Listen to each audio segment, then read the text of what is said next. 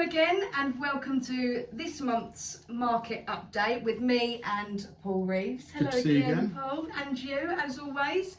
So 20th of June, we've just had some new releases. So Paul is here to update us with all of the latest information that we need to know. So Paul, I'll hand over to you. Okay, great. Well, good to be back here. And yeah, 20th of June, like you said. So what's going on in mortgage land this month? Today's a very important day. You know, just a couple of hours ago, we had the latest update from the Bank of England, and the MPC have announced that the base rate is staying at 5.25%. Again, that's the 7th hold in a row of rates remaining at the highest they've been for 16 years.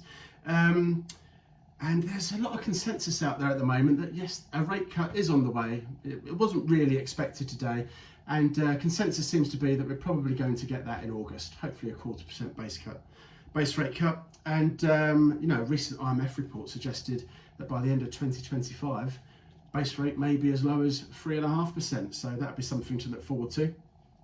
So what does all of this mean for mortgages? Well, the base rate drives the swap rate quite closely, and the swap rates tend to have a big impact on the rates that people are paying on their mortgages.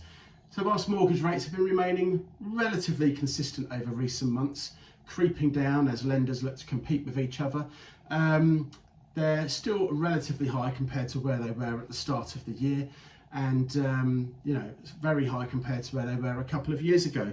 We still have thousands of people every month coming off of fixed rate deals taken out 2, 3, 5 years ago, where they were taking out products, you know, around the 2% mark, and we're now faced with products much higher, mid to high 4s, depending on loan to value, depending on the length of a fixed rate that people want to take out, etc. So yeah, interesting times. I think this is leading to a reduction in levels of market activity as well. Whilst I'm still busy with remortgages, I do feel over the past few weeks I'm not seeing so many transactions come up where people want a mortgage for a purchase. How do you feel the market is on that side? Completely agree. We've got loads of stock coming on. So everyone's seeing the sun thinking, yeah, it's time to move. Great. As we know, lettings especially always hops up in the summer. So everyone's listing, but unless you're priced right, marketed right, as we always know, you're not going to sell.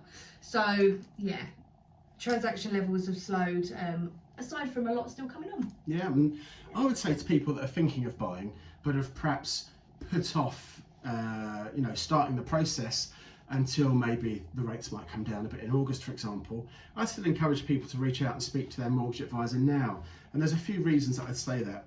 Number one, if you lock in a purchase right now and we get a mortgage application underway, if the rates come down between a mortgage going to offer and the actual sale transaction going through, we can track those rates down with the lender. If rates go up, and whilst I'm not particularly expecting that, who knows what effect the general election might have, then you've locked in a rate and you don't have to follow it up. You can follow it down until you get to normally the exchange point in the purchase price, in the purchase process rather.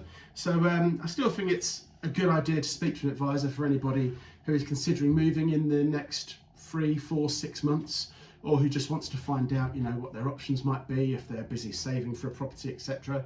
Find out some of the great strategies and products available that might help you with that process.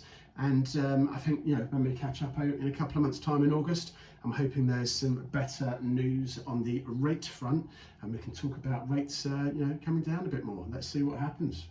Yeah, so stay tuned, like, share and follow. And if you do have any questions for me or Paul, please do reach out and I'll put our details below. Thank you.